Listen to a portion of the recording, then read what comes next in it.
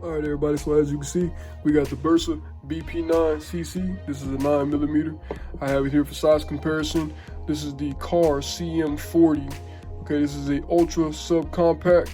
All right, so the car CM40 comes with a 5+1 flush base plate magazine. Also comes with a 6+1 extended base plate magazine. Overall length is 5.47, while the barrel length of 3.1. It has a height of 4 inches and a slide width of 0.94.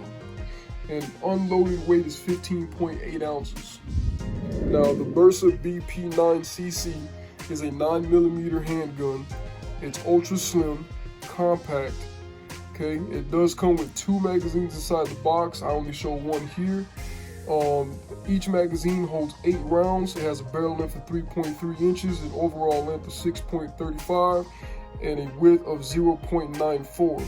So the Bursa BP9 is 0.01 inches smaller than the car, with an unloaded weight of 21.5 ounces. All right, you guys, as you can see here is a side profile.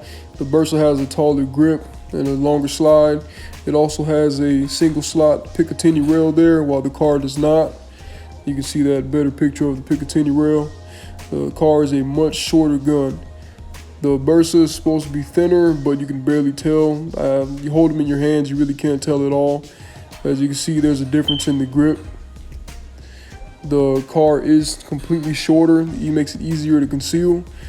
The Bursa is not very hard to conceal itself with a good holster, but the car is what's called a pocket gun.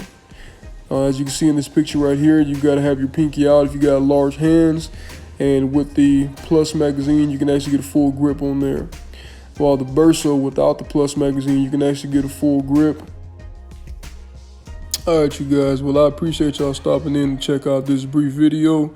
Now, the next video, we'll be taking the CM40 and the Bursa Bp9cc to the range to go shoot a little bit. Y'all have a good one. Be blessed.